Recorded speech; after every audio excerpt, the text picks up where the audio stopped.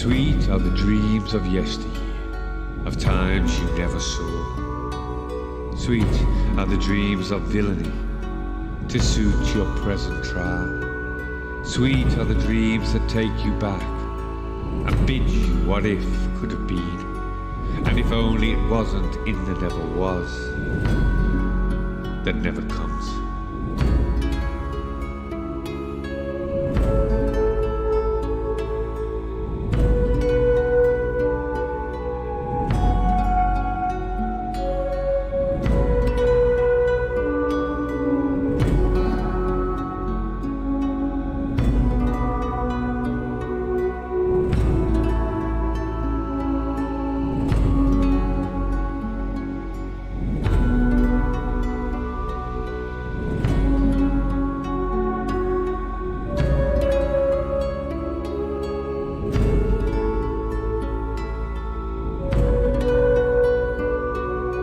Bittersweet the bursting of the dream, to know those before did not do as you see with hindsight they should. Bittersweet to know that those hereafter will think the same when their dreams have soured. Bittersweet to think that those before thought the same of theirs, in the never was that never comes.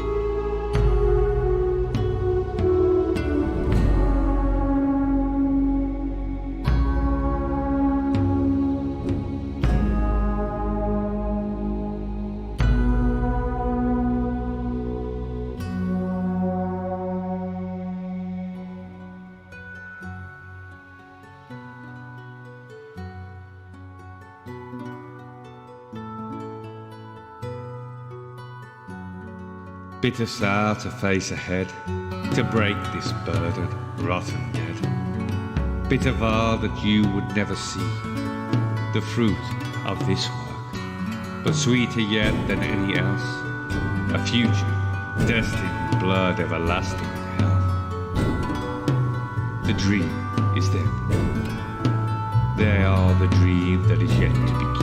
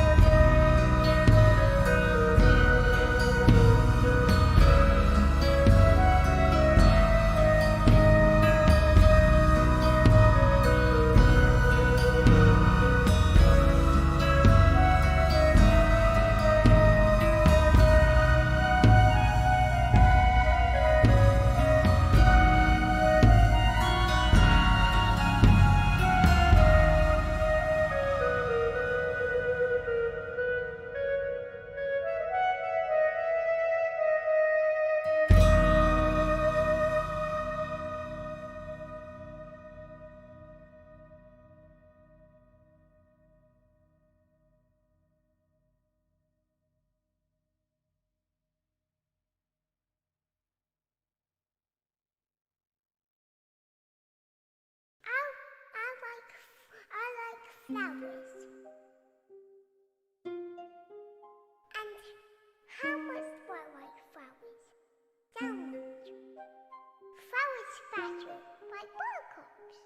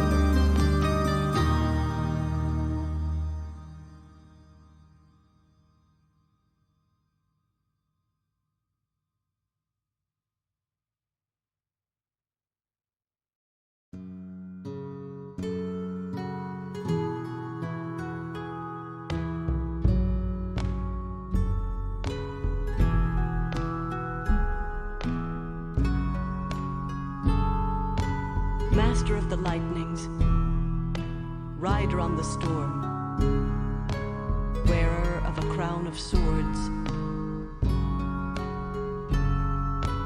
spinner out of fate, who thinks he turns the wheel of time may learn the truth too late.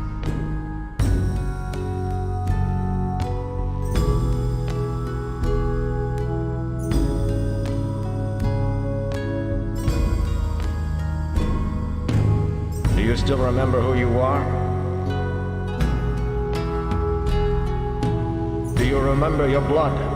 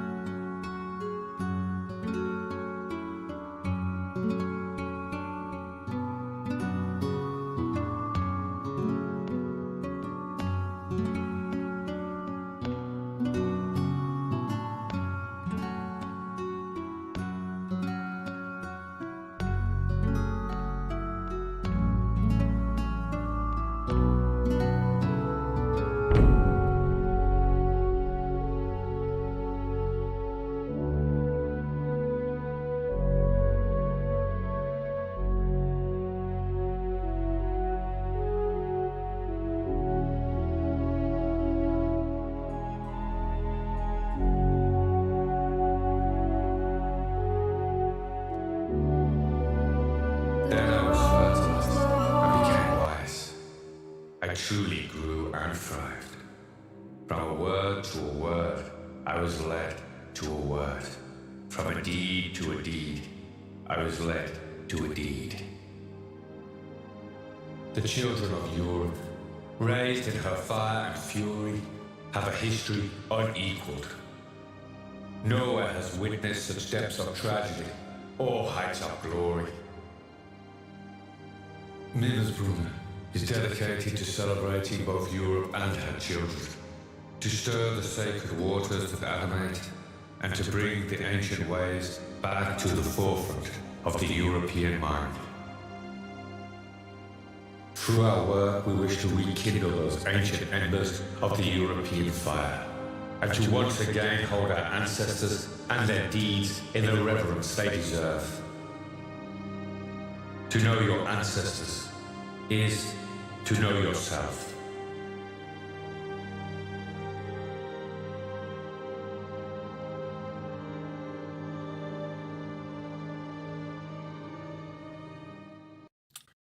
Good evening, ladies and gentlemen, and thank you for joining me. And it's great to see a lot of people in the chat tonight. And a great little discussion there about the craziness that's going on.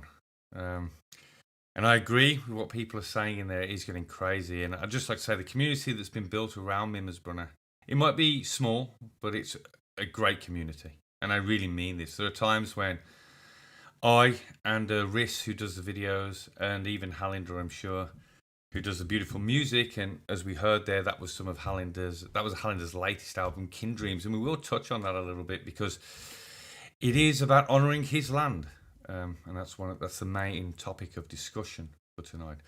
But there are times when we get a little black pilled, I suppose, and I wonder why I'm doing what I'm doing. Is it worth it? Is there any effort? Is the effort worth it? What am I doing? Is it?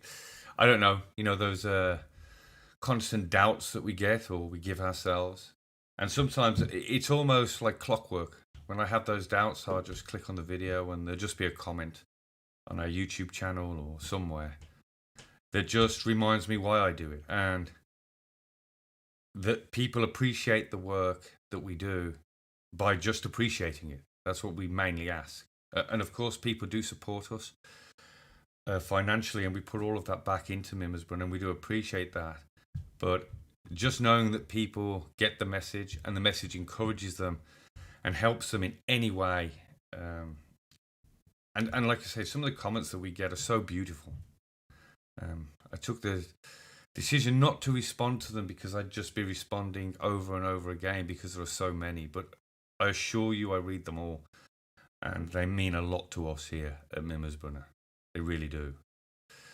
So I just want to thank everybody in this little community. And I see a racial consciousness has joined us tonight as well as a lot of our regulars there.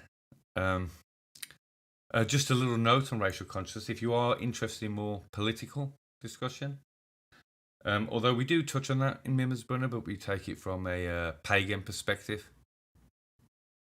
But if you are interested in more political discussion, Racial Consciousness does join me over at Mimirs Council now for a weekly show. He's been kind enough to join me there every week.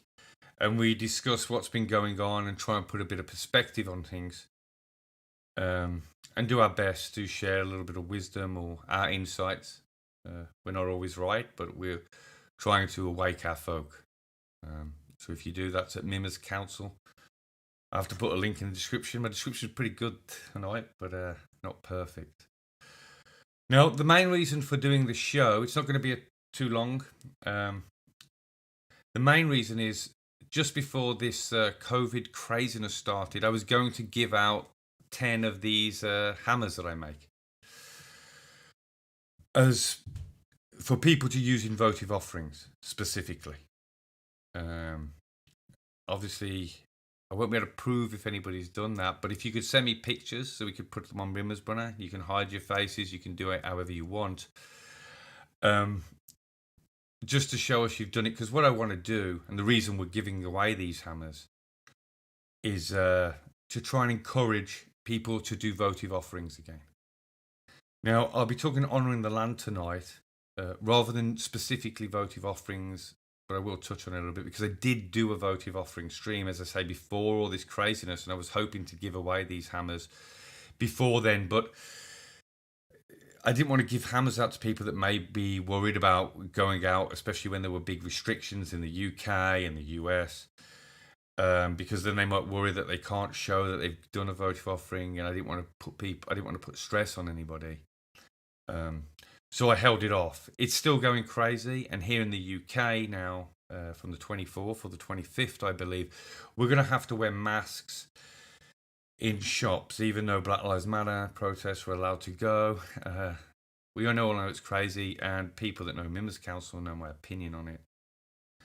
I'm not too fond of it, and I will not be wearing a mask, and so I'm going to try and limit going out to shops. So that means that I want to get these hammers delivered, posted before the 24th. So to get one of these hammers, like I say, I would really like it if people used it in a votive offering, took some pictures, videos, or whatever. Like I say, keep your face out of it, just show the hammer going into water or wherever you want to put it. We'll talk a little bit about that in a while.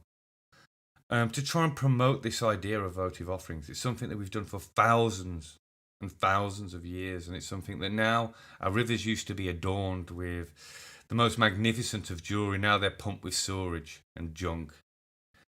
And if we look at our situation and our plight today, maybe our treatment of our land, one of the most important resource that you can have, like I say, we will be discussing this, maybe that has something to do with it. You know, if we turn our back on it, maybe those the divine aspects of it may turn its back on us. But just to get back to the competition, so it's easy to apply for this. So I want to get them all delivered by the 24th. So send me an email at mimirsbrunner@protonmail.com or any on social media, whether it be Twitter or Facebook. Send me a DM and we'll get it sorted. There's no requirements. There's 10 to give away. The only requirements is that you do a votive offering with it. If you're a group of 1 or 2, it doesn't matter. Or if you're a group of 50. I just really want to encourage this. So just send me a mail, and pretty much first come, first serve on that regard. If I get a lot, I will try and pick to see which ones I think are the best. But we have a small-ish following here, so I don't expect to be too inundated. Another note on those hammers, they're not available anymore. And this is not some kind of false scarcity. My smelter broke. And because of other work that's going very well, one, I've got to buy new equipment. 2, even if I got the new equipment, finding the time to make them at the minute would be very difficult for me. So for the foreseeable future, at least, there's not going to be any more made. And there's none for sale.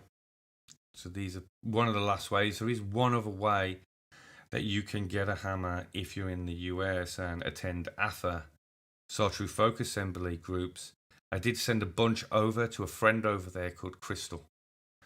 She has a bunch, and I think she will be selling them at any of the venues, alongside her absolutely stunning drinking horns. If anybody wants a ceremonial drinking horn, she dyes them. They're absolutely beautiful and very reasonably priced. I don't have a link on me. I'll make sure to put it in the description at the end of the show. I know she might be listening, so if she is listening, feel free to put a link in the chat there, because her horns are beautiful. I mean, really, they really are stunning. So I'd recommend getting one if you want one for ceremonial purposes, or even just as part of your altar or an ornament. But so there will be no more for sale for a long time. I need to sort the website out. I will take them off there, because off there is kind of teasing people. And these are handcrafted by myself, from the carving to the smelting to the stringing, to every bit of it is made by myself. I pour the metal. There would be one way I could get around it, by carving the waxes myself and sending them off to another company to cast them.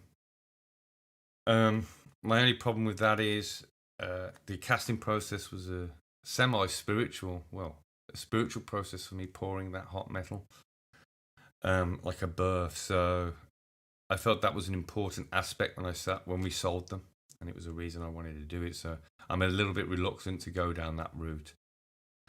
But like I say, so if you want to try and get one of these for a votive offering, please send me a mail, and I'll sort it out from there. And we'll pay the postage as well. Postage on us, everything's free. We're not going to require anything from you.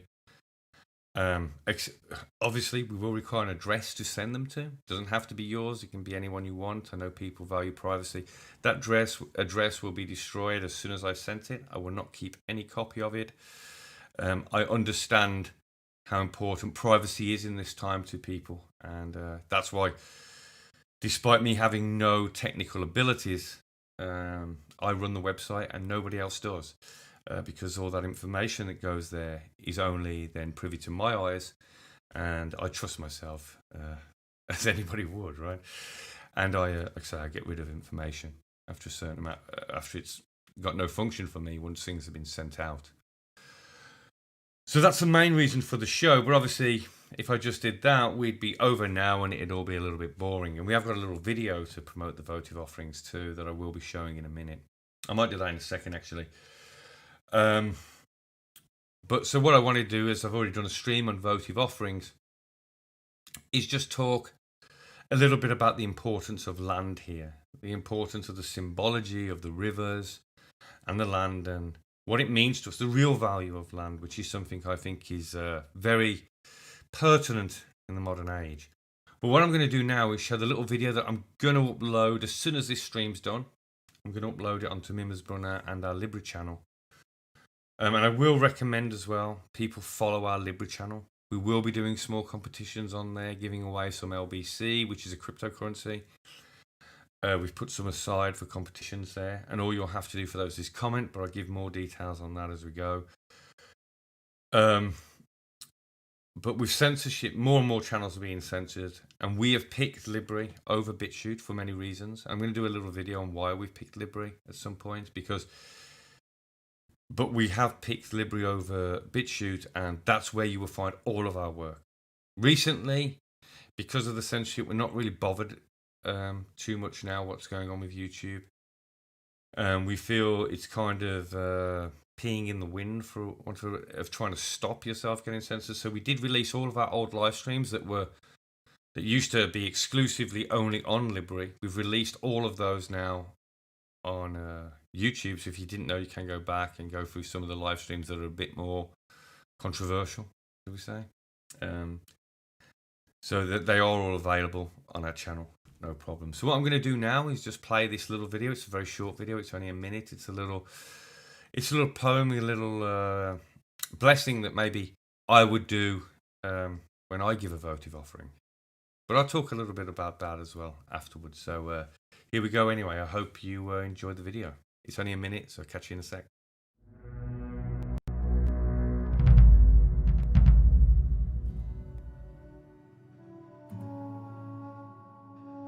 O river, a boundary a crossing, divine dwelling and life-giving source.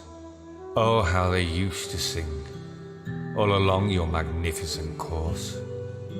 For 100 years and 1,000 more, through field, town and meadow you pour, winding and bending, such glorious sights you saw. O old river, the gifts once given, from mighty and poor king to thrall, from the gracious to the broken and riven, you, old river, you, remember it all. How the memory of man is so short, surrounded by such a divine court. Yet the superficial, so oft sought. A simple gift, a gratitude, a humble token I offer. A gesture with love imbued, a small trinket I proffer.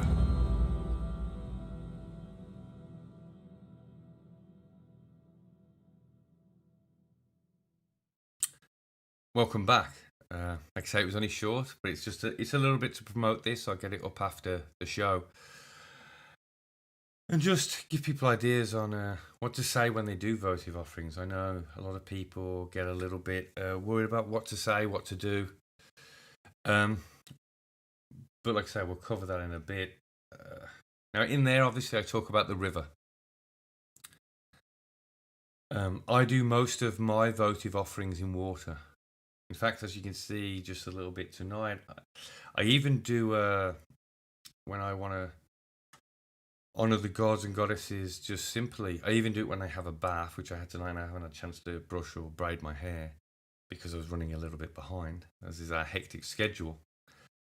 But water is a very important aspect for me personally. You can do votive offerings in the land, but our ancestors mostly did them in the water or watery places. I did cover this a little bit in the votive offering, but I'll go through it a little bit more because it is important to understand why you are doing something.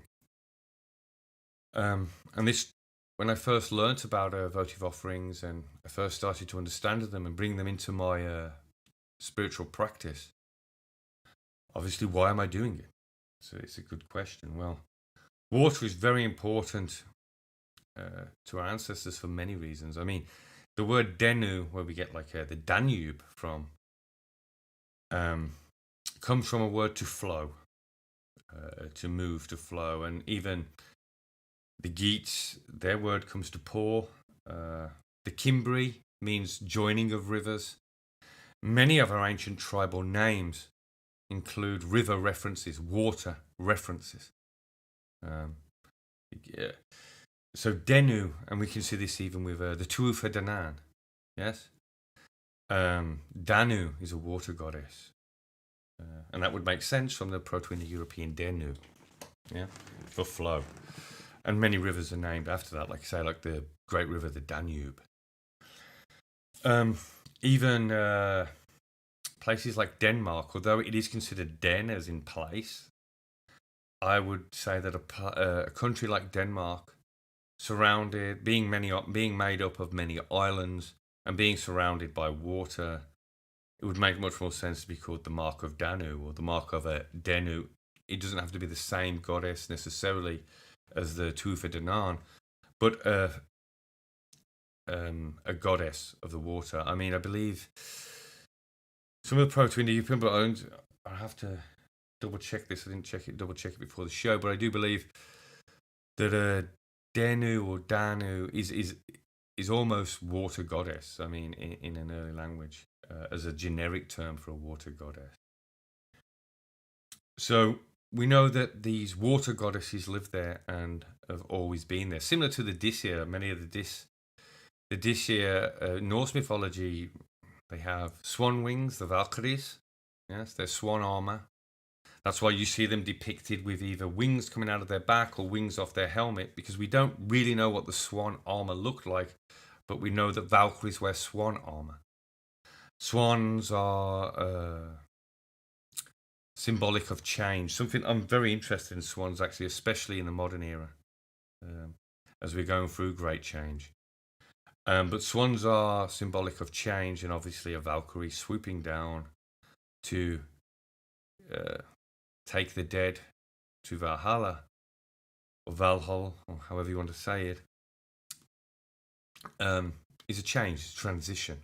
Transitions are very important to our ancestors, and as in that little poem I did, I started off with a boundary crossing a divine dwelling, right? Boundaries are very important. And water, the boundary between water and land is symbolic, in my belief anyway. As I always say, and I'll state it again, just so people don't get angry at me for having a different opinion, this is through my research and what I found and what I believe and what I practice. Does that mean I'm 100% right? I don't know. When we look back and we have to use all of our skills to try and understand what we're looking at, and we may get things wrong, as people have in the past, but the sentiments remain similar. So in my opinion, the land is the living, and this is why you'll have monuments to the dead on the land, the living on the land, the houses of the living. And in the water is the spirit world, or the connection to the spirit world. Even the first Irminsul, which I believe is a boundary symbol personally. One of the only references we have of it was after a battle. And they build it right on the edge of the banks of the river. I believe to symbolize the passing of the dead from that battle to the land of the dead, to the land of the dead. So they transit between the land of the living and the land of the dead. We can see this also in the many monuments. If you go to the UK, many of the ancient monasteries, for example, are on islands. And if you dig down a little bit, I've never seen an archaeological dig that didn't, on one of these islands, that never resulted in finding Bronze Age, Iron Age, Bronze Age, Neolithic finds below it. The water's been very special to the northern folk, the seafarers, and very special to the people of Britain. Our houses we called craddocks. Many of our houses, we had a type of house called a craddock, which was on stilts. We see this in very early Celtic buildings in Central Europe too, built on stilts and built out in the water. Beautiful buildings built literally above running streams or above bogs or things. We wanted to be close to water, but very close. Not just as a life-giving source, as I mentioned in the poem, but as a spiritual connection. But so when we look, and the land is the living. So when you have an island at sea or an island in water, you have the living amongst the dead. That's why it's the spiritual houses. That's why we build our cathedrals, build our monasteries there. And when you have a monument like a stone circle with a ring of water around it, or a pool, this is why pools and rivers are important, because that's the dead coming among the living. So when you go to the river that surrounds your territory, and you offer to it, you offer to the spirits of that land, because that's the other world. It's your contrast. Have you ever wondered about above, as above, so below? Well, the only time the above is below is in the waters. If you go to the waters on a clear day, you can see the heavens. It's the underworld, or the higher world. They're one and the same, really. It's just the way you want to look at it. But our ancestors would see the reflections of the heavens in the waters. And the underworld was very important in early paganism. And I'm not strictly a Norse pagan. I look back and try to find the commonality between all of the things that are going on in our past, to try and find my faith and my spirituality. I don't just trust a dogmatic book or somebody's opinion. And I believe that's a very important part of paganism, heathenism, is finding your own way. That's why I don't like to tell people necessarily what to do or tell people what they should believe. I believe there are many gods and goddesses, and they will speak differently to each of us, and we will find favour with one or another. And it is important to make that connection with our ancestors and the gods and goddesses that we find more akin to us. Because if we see in a god or goddess something beautiful, something great, something magnificent that we ourselves wish to achieve, then we must sing the name of that god and goddess. We must promote that god and goddess to all that we see, because that's how the world changes, and we're in a changing environment. But as I said earlier, but we're talking about land today and the importance of land. But like I say, one of the ways we can give votive offerings is through the waterways, to speak to the spirits, the other side of the land, right? The other world, the underworld, or the reflection of this world, the world of the dead, and the world of the gods and the goddesses. But I really want to talk tonight, like I say, mostly because I covered a lot of this in the votive offering stream, so I don't want to go on about it too much. But I really want to talk about land. And obviously a votive offering is a gratitude to land. as I say in that poem, it's a gratitude, it's a thanks to the land. And you can praise anybody, by the way. It depends where it is. If I'm in the woods and I put something in a waterway in the woods, I'll praise the spirits that live within the woods. I'll thank them for their shelter, their shade, their food, foraging. I'll thank them for their beauty, even just being there. If I'm next to a field, I'll thank the fields for the crops, the bounty that feed me and nourish me. So depending on where I are, I always include the ancestors of that land and my own. Because if I'm moving into a territory I don't live in the place that I was born. Now, it's still possible I have ancestry where I live, obviously, because with each generation, the population doubles, but as you go further back, the population shrinks and that ancestry is double. So you're going to have a lot of crossover. That's the making of an ethnicity, a race. Yes. Race is a controversial word. A lot of people like to deny it anymore, but it's just a changing of meaning. They're trying to change the meaning. I can read you a book from 1900 that would talk about the Anglo-Saxon race, very specifically. It won't be European race or white race. It'll be the Anglo-Saxon race. This is one of the things with academia. They'll switch things and then say it's always been so. But if you read old books like me, you know it's not always been so. They're lying to you. They're trying to change the rules of the game to make their arguments seem more viable. But I look back at history and that's more important. But the question is, why would you want another land? In the modern times, especially right now, touch a little bit politically now, especially right now, we have people saying no borders, right? Open borders. No man can be illegal. Yeah, I cover this in the land community and the land children land community video, which I will play in a bit because it's relevant. But in that I talk about with this idea that no man can be illegal. And this is an idea, this is a concept that sounds very catchy, right? No man can be illegal. Well, that sounds good, but no man can be illegal. But what it is to erode, it's used to trying to erode boundaries, borders and land and nations. Which is something so alien to our ancestors. They would think us absolutely insane. Now, what I'm going to do is I'm just going to grab a drink and I'm going to play, because this is only going to be a short stream, so I don't want to play it too close to the end.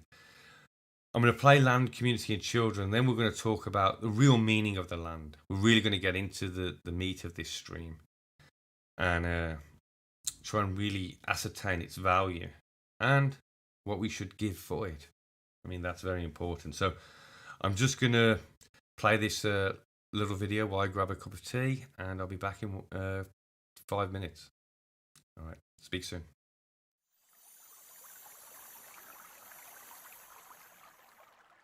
Without land, we have nothing. The land is the lifeblood of a people. The land shaped you when you is. The inner essence of each is merged and reflected in the other. Under tutelage of the long winters, the northern European became brilliant. What at first seemed harsh and cruel taught him to be practical, plan ahead. In the vastness of the forest, he learned to reflect in solitude. He danced around great pyres in reverence to its majesty. As he stared into the deep dark woods, they stared back.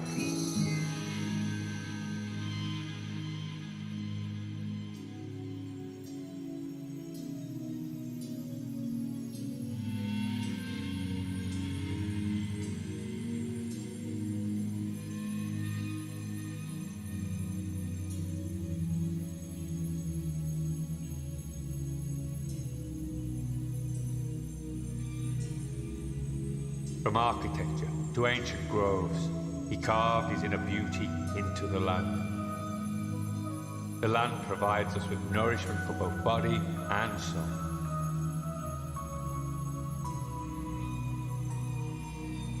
And like a babe torn from its mother, a man without land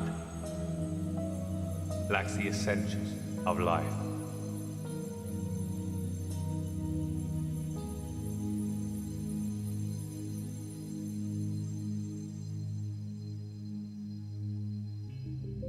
modern times, land has lost all spiritual value, whilst going up monetarily. Borders once marked with our dead are now being overrun. With claims no man can be illegal, borders are being contested, not by standing armies, but by intellectuals who question their very concept. As our grip on our sacred homelands loosens, so in turn does our grip on existence.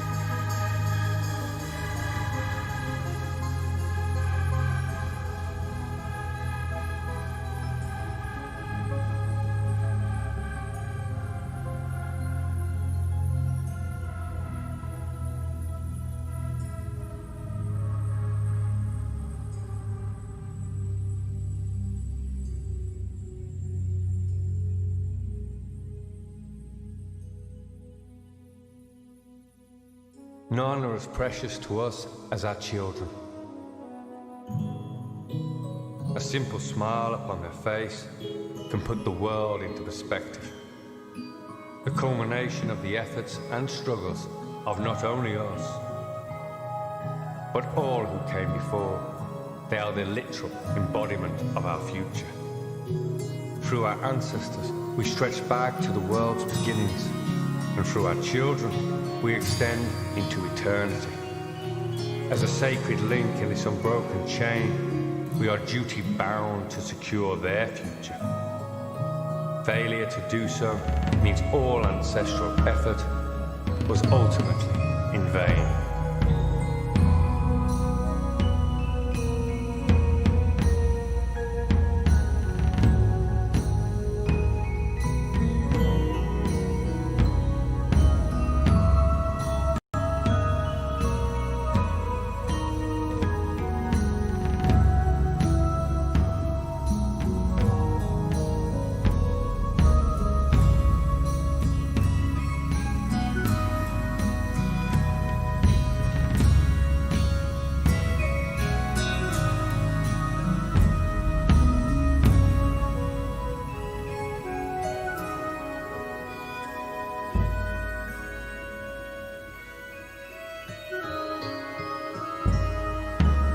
Not only symbolic of our future hopes, but also of noble ideal.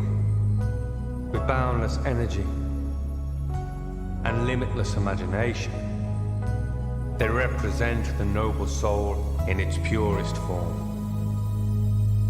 With shameless joy they express themselves, always giving full attention to every action, no matter how small. To observe children at play is to observe the magic of the universe in full creative form. With the human experience becoming a condition, the noble nature and energetic enthusiasm of the child are reduced to disorders. Nothing is sacred. Under guise of protection, poison is injected. Under guise of freedom, pure minds polluted. For those with none to care, a living hell is manifest. As they strip our children of their purity, they strip us of our nobility. For only a wretched bastard would allow such indignity.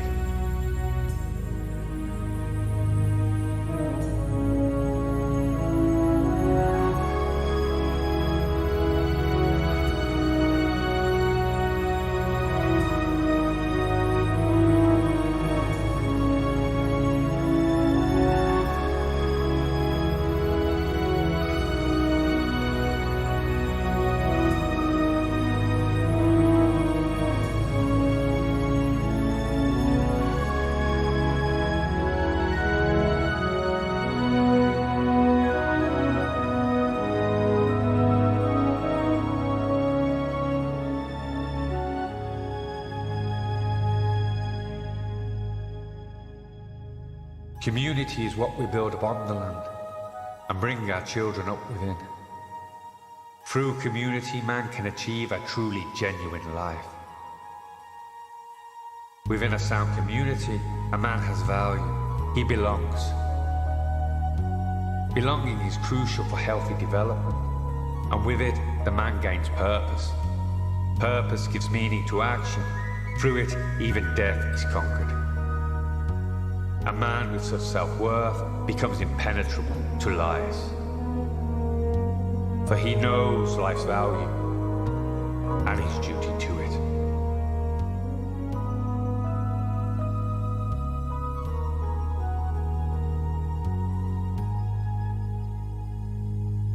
As the local is replaced by the global, men lose their value. He shops in international corporations, and in the news he hears of far-off floods and tragedy. The local becomes mundane. It begins to shrink till he himself shrinks. He loses touch with his surroundings and eventually himself. Lacking in all self-worth, he feels powerless and becomes apathetic to even his own destruction.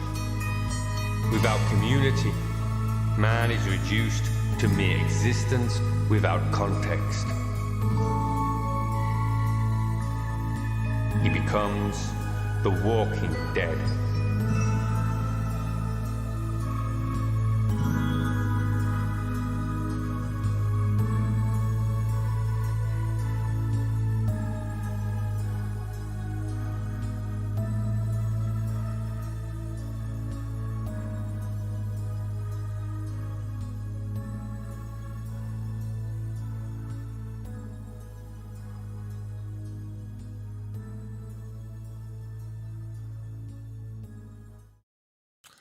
Welcome back. And as that piece is especially important to us because that was the first one that Halindir actually wrote the music specifically for our videos. And Halindir actually used one of the lines out of that for his new album Kinddreams. There's a link in the description where you can listen to it all for free on YouTube. And Kinddreams is important because the reason he used the land quote at the beginning of that piece was because the Kinddreams is about his land, Jutland or Denmark or Danmark, however you want to say it. And it's his gratitude towards the land. It's a very beautiful album. And if you listen to it and you get the meanings of some of the songs, you can really see Halindir's love for his land. You can see his true love for his land and folk in it. So I really do recommend listening to that album. It was the album that was playing at the start as well when the build up to this stream. Now, like I say, I wanted to get into the main subject of this, as well as the Votive Offering giveaway, which I hope to receive some mails for soon. Land. As I said, land in the modern age there has been reduced to nothing. They say with no borders, no man can be illegal. They want to erase our borders. But as I said before that video, this is insanity. Everything on Earth, every creature, big or small, microbe or plant or anything, understands this. Your land is, a man can live as a lone wolf. He can live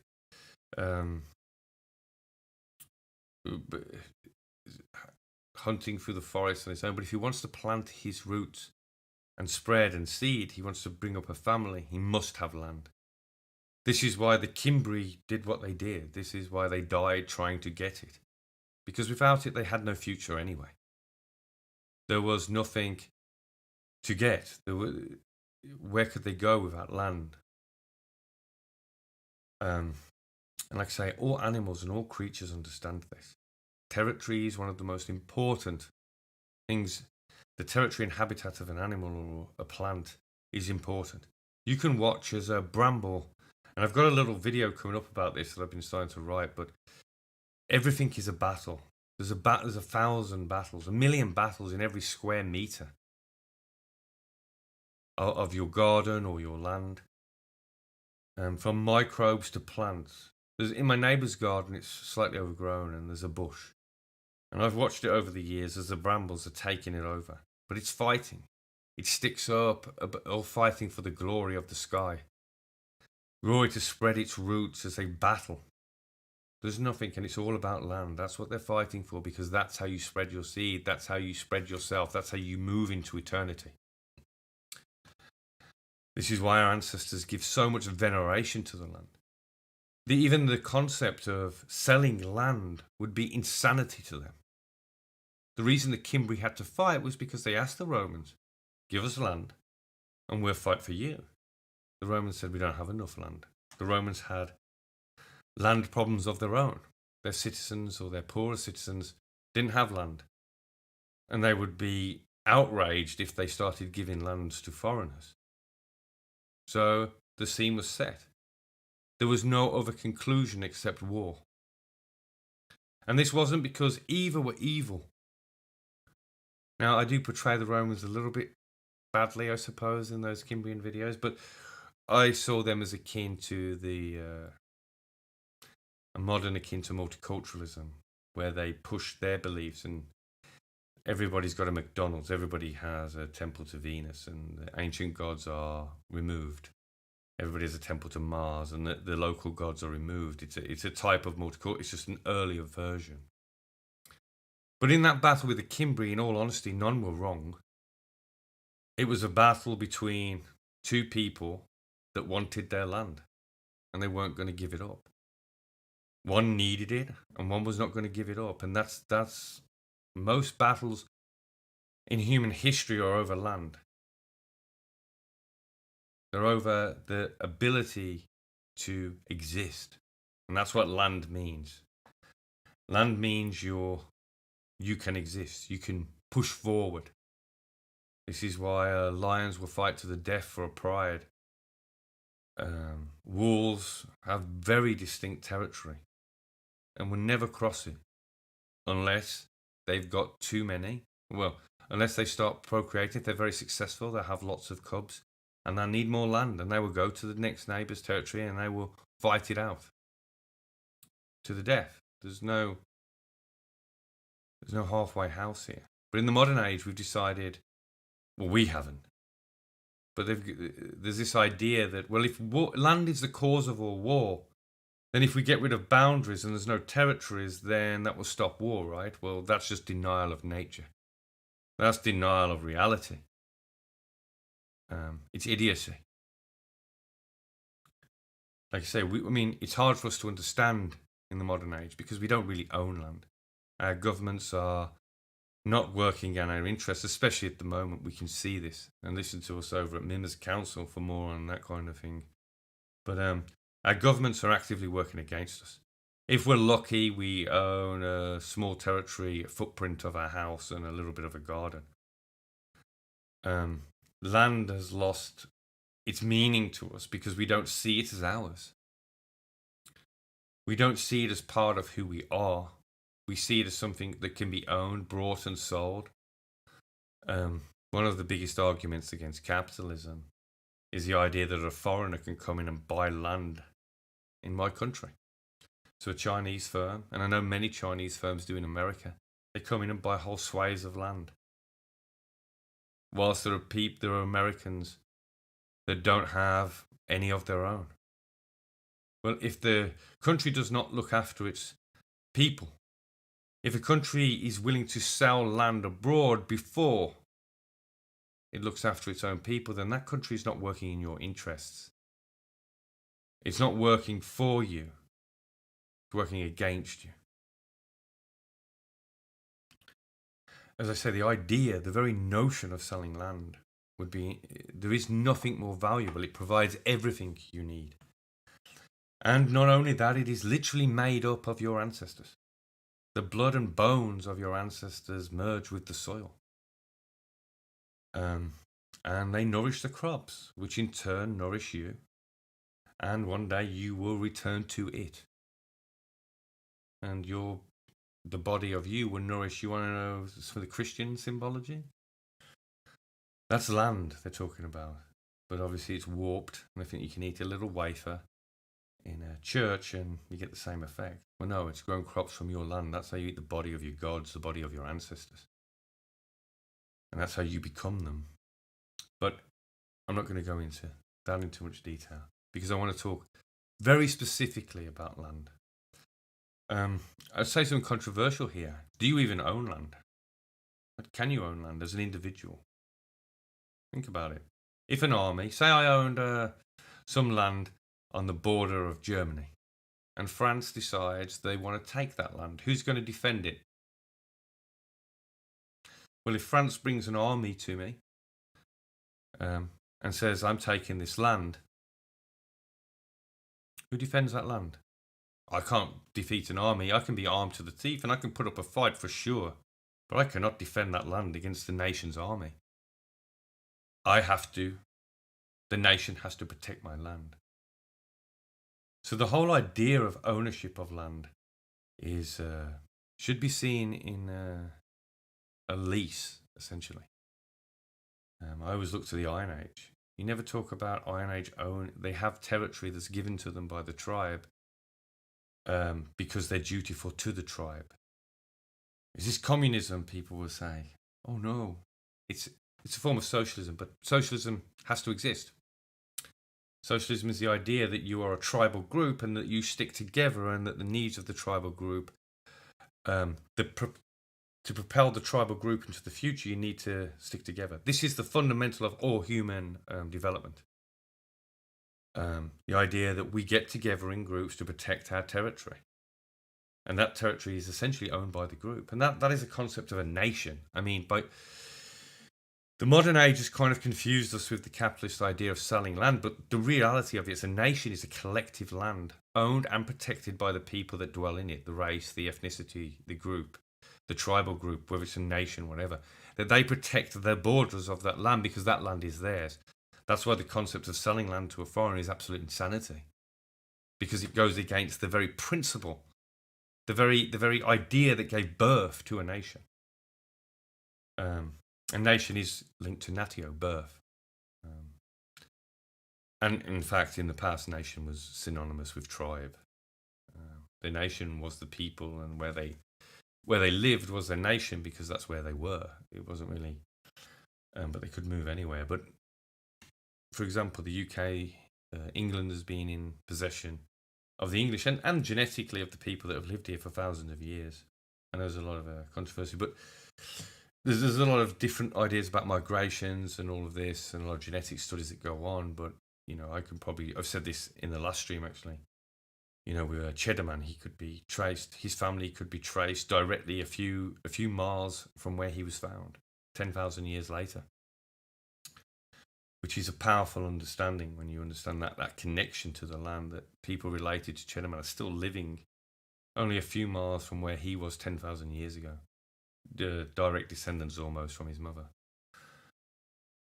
So the idea of owning land should never be, we have to protect it. Our governments don't protect our land anymore because they open our borders.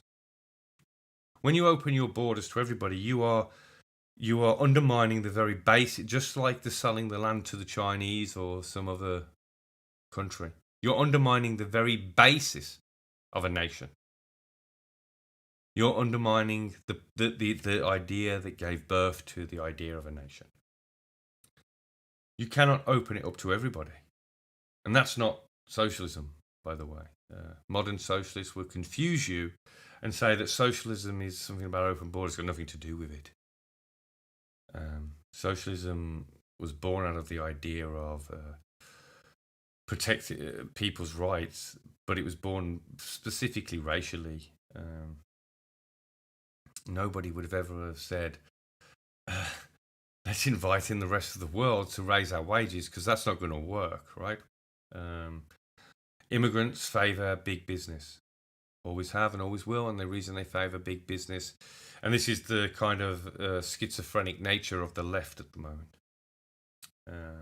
They claim to be against it, but This is why big business supports things like Black Lives Matter and Antifa and all of these ideas. This is why they all support it, because it favours them.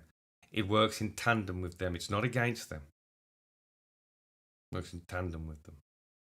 To undermine and dispossess the natives, like myself in England, to dispossess us in every way.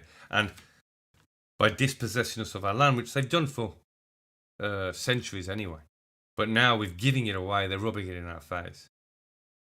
They invite in immigrants, give them houses, but there are homeless on our streets. Homeless that can trace their descendancy back for thousands of years. Why are they not housed first? Because they're undermining and dispossessing us. As we see in the video, Consequence of Cowardice, we see what's happened. We've become cowards. And all men have become cowards to a degree. I don't care, even myself. We all have at some point, and all will at some point, go along to get along. The world has done that to us. Because we fear individually, because we've been shattered as a tribe. We've been shattered and divided among a million lines. When the only line, the line that brought us together was our racial commonality, our genetic commonality, our ancestry brought us together. We're brothers and sisters, quite literally in many cases. Like I say, as you go back in time, you double your ancestors. Well, that means there has to be a lot of crossover if there's more people today than there were in the past. We're all like cousins. If you've got ancestry, if you're from the UK, you're related to me. That's it. There's no question about that. We're related. We're family. And then when this idea that came together, that we are together, that we are one, that we are a family, and my existence depends on your existence. My success depends on your success. That's what brought the tribe together, and that's what formed the boundaries of land. All of this is being undermined. And as I said at the beginning of this show, do we honour our land? I don't know we do anymore. Throughout all the history of these islands at least, there have been, and I mean the most magnificent. People think it's just a little bit. I saw some people talking there about why people did vote. People did vote for just for thanks, and they didn't give the smallest. Like they didn't give just an offering. They give the most expensive. So many archaeological digs find that the Bronze Age axe, for example, that he's put in the river is better than the ones that they're finding in the settlements. It's been master crafted. Some of the swords that we pull out of these rivers are not cheap knockups. This sadly came with the Romans. Romans used to have fairs actually around certain areas where a goddess was supposed to dwell or whatever, and they'd sell these cheap knockoffs that you could go bury in the ground or throw into the river. They sell them at the Vatican still today. You can go there, or in Vatican City, they sell them. You can do little arm pendants to throw in if you've got a bad arm, or little leg pendants if you've got a bad. It's this commercialization. When you go back in time, it was not about money. In fact, the more you give, the better. The more valuable the piece, the better. It wasn't about asking necessarily for something either. It was about giving thanks for what you had. It was about honouring those boundaries, those borders. You want to keep that border strong, well then you go to the river's edge at the border of your territory and the next, and you give the spirits that dwell in that border what you want, in the hope that they will favour you if there is a war. In the hope that you can connect with that spirit, that power that is inherent in the land. And our ancestors certainly believed this. Even though the Romans slightly changed a little bit, we see from them that they believe that there are spirits in everything. Every rock, every piece of moss, every abandoned house, every river, every stone, every branch. There was something beyond the physical, there was the metaphysical. And within that, all things had spirit. And all things had a way of influencing our world and us influencing their world. and it's kind of how we interact and how we treat the land. Like I say, we show pictures in that video, the poem of the Thames, beautiful river that's seen so much. I'm actually writing a piece called, and I've been writing it for a while, and I need to finish it. It's called London Lost. But it won't be about the titles, slightly to get people to look at it, but where I'm just going to go over the history of London, what that river has seen from the perspective of the river, all the comings and goings, the trials and tribulations of this nation can be seen in the Thames. And people then tell me that London is lost. They go, oh, it's full of it's not English anymore, it's lost. Well, maybe that is so, but it's had troubles before. It's gone through changes, empires. The Roman Empire dominated it. They find their statues washed up now in its banks. It was torn down. The empire that enslaved the Brits was torn down, and the Brits that were there before still existed after. That was how many hundreds of years were they in Britain? How many hundred years were the Romans enslaved the Brits, but did they shake it off in the end? Yes. And somebody mentioned earlier about the Spanish and the Muslim conquests. 400 plus years shook it off. The blood remained. And in the end, the land was returned. So maybe we should go to these places. Start honouring these riverways and waterways of our nations. Let them remember us by remembering them. Because it sickens me when I see sewerage being pumped into these places and we wonder why we're losing London. Well, like I say, each world influences the other. And I don't know exactly how it works, but I know if you pump shit and waste into one world, you're going to get shit and waste pumped into the other. And that could be an analogy, although that might get the video taken down if I spell that analogy out for you, but I think you know what I'm saying. And this is the importance of our land. And this is why we are giving away these pendants. I don't sell them anymore. It's not an advertisement gimmick. I'm glad that my smelter broke. I'm glad that no one can say, oh, you're just giving them away trying to sell more. It's not about that. I want people to start honouring the land again. I want people to go out, if it's just you on your own, or if it's a couple of friends, if it's a large group, it doesn't matter. I want you to start going out and giving thanks to what's around you, seeing it, treading, knowing that where you stood, your ancestors once stood. Yeah. And where you stand, your descendants will stand. That's the importance here. To protect this divine gift. Yeah. The gods put it out for us and said, take it. If you have the strength. If you have the ability. And we did. How many people have died for this land? I'm not talking in the world wars recently. You go back thousands of years, how many people have fought and died for that piece of grass that you stand on and take for granted? That you ignore as you walk past. Nobody sees the land because it's everywhere. But how much have we taken for granted that people died for? And they died to give it to you. Because you're the descendants of the last winners. However, whoever came before and whoever went or whatever, you are the descendants of the last people that won. You are their blood.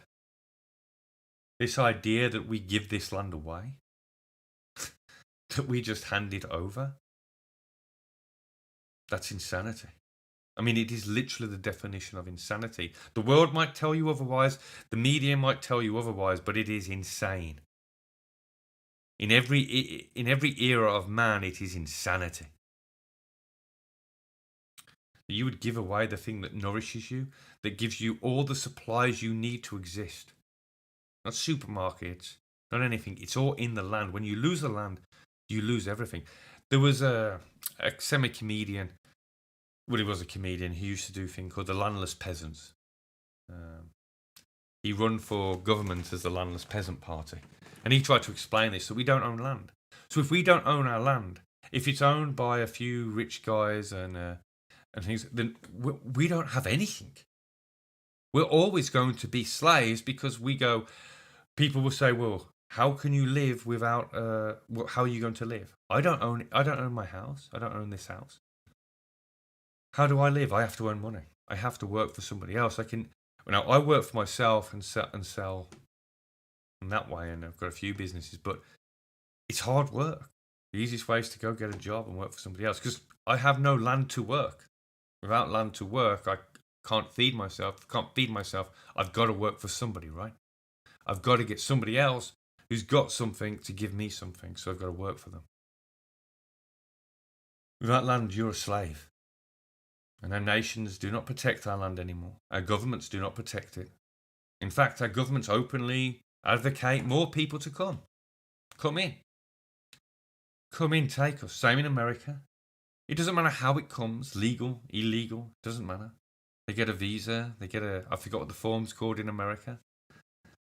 Take your jobs and your land and dispossess you. Because if you've got no land, you can't grow crops to feed yourself and you don't have resources to build.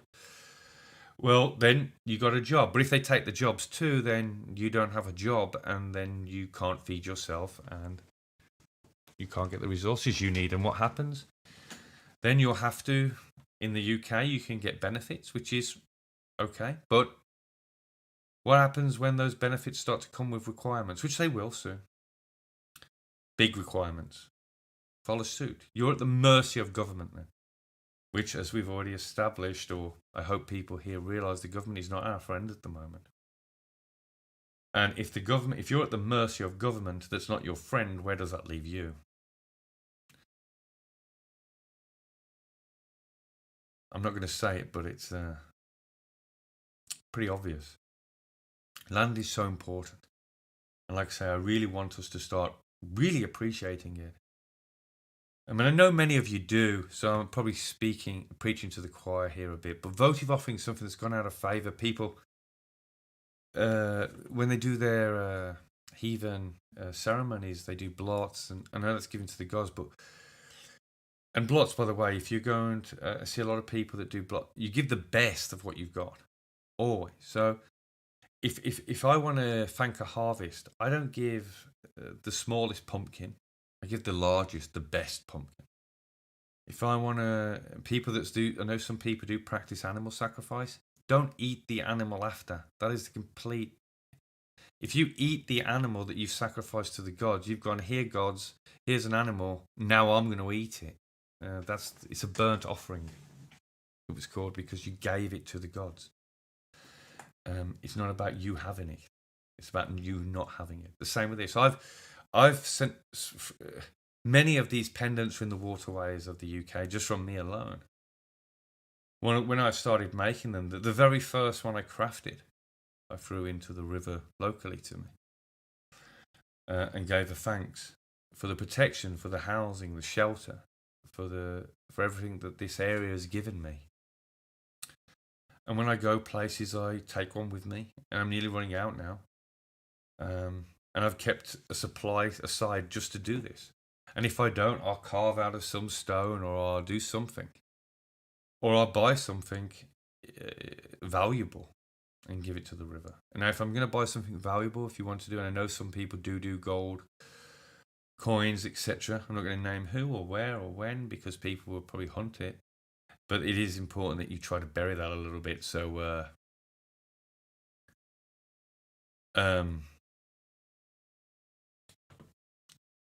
people will try and hunt it down, but you can but bury them, yeah. So, bury them good. But yeah, so this is what I want to stress with this. Like I say, we've already done a votive offering, and I get angry and I get a little bit emotional sometimes when I talk about it because I'm not happy with the situation. And this is why we made the channel Mimirs Councils. I could talk a little bit more openly about this without having to constantly reflect it back to the ancestors, but it is based in this. It was my heathenism that showed me nationalism. It was my heathenism that showed me the importance of land. It was through heathenism that I understood the simplest laws of nature, the most fundamental. They're right there in your face, but nobody sees them.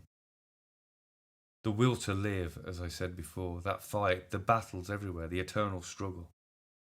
It's passed from one generation to the next, and your duty, your job, is to make sure that when you pass it to your children, that you put the scales in their favour as much as you can.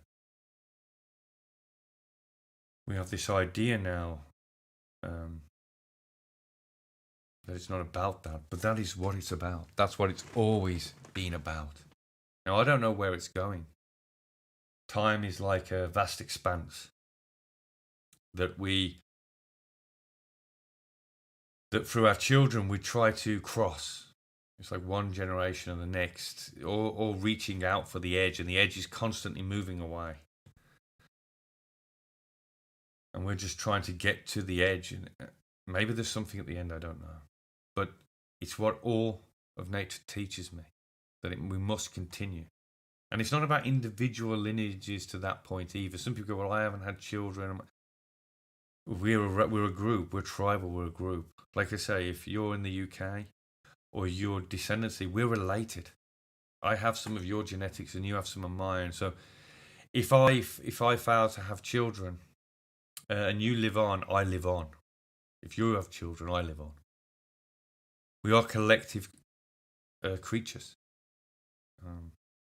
That's how we've always existed. Just like a pack of wolves. They don't exist on their own. They exist in packs. And we must remember that. And we must push forward. And the lessons of life through heathenism, all of it came through heathenism from me. It didn't come the other way round. I wasn't this, then got into heathenism. It came through heathenism because it shows you the very basics, and the fundamentals of life have always been the same. And one of those, from a human perspective, is honouring the land. And I really hope that if you take anything from this stream, and I know it's been a bit rambly, and I apologise for that.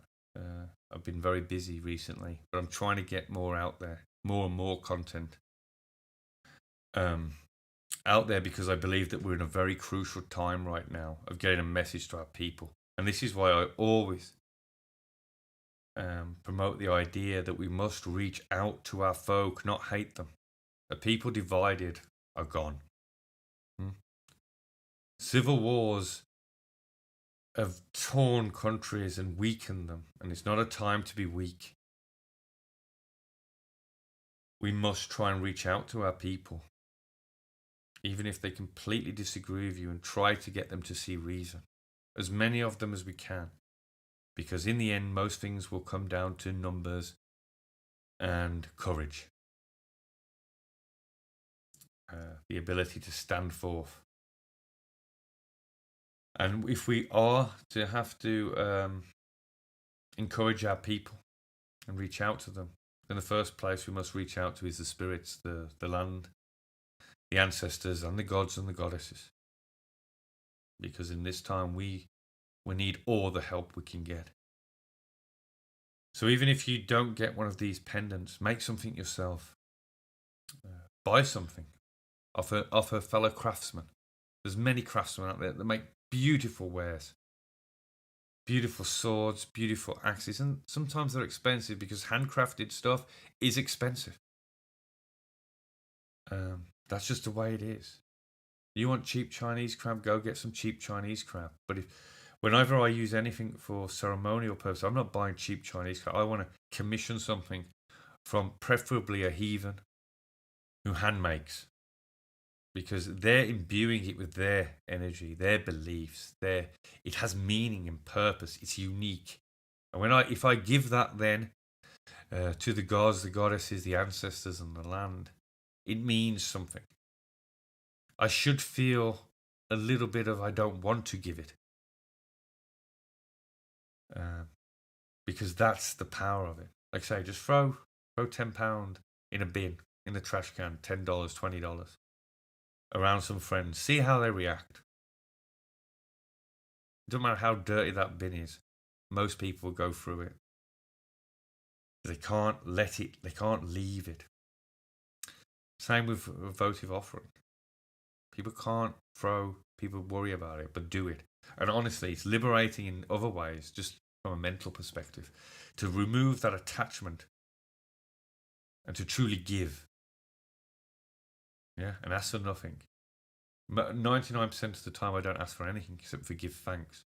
I want the spirits, the ancestors, the gods and the goddesses to know that I know they exist, that I remember them, even if everybody else forgets. I want them to know that they're loved. And the more expensive the gift I can give them, the better. I don't have any regret of it. So yeah, if you take anything from this show, because I'm going to wrap it up now, remember to respect our land, respect the land under your feet. Remember it, feel the energy of everybody that's walked there. How many of your descendants may have even walked the same path as you? I mean, when you really let your mind wander there, you can go into a million places. You can really connect. You really feel that remembrance. Because it's all there in the soil. It's all echoes in time. Yeah, that little ridge, that cut, that nick in that rock, the wear on that statue, it's all from us. The land has shaped every man that's alive today, and we have shaped every part of it. As I said in that poem, we've become entwined. We are reflections of each other now. We can't abandon our land, because then it will abandon us. All right, well, I'm going to get off because it's getting a bit late now. And I was about an hour-ish stream, just a little bit over. And I'll bid you all a good night and be well. And stay calm. I know it's going crazy out there, but stay calm. Be level-headed. And meet whatever comes with a level glare, right? Our ancestors have overcome everything. What makes you think you can't do it? You are them. Yeah. Be well and catch you soon.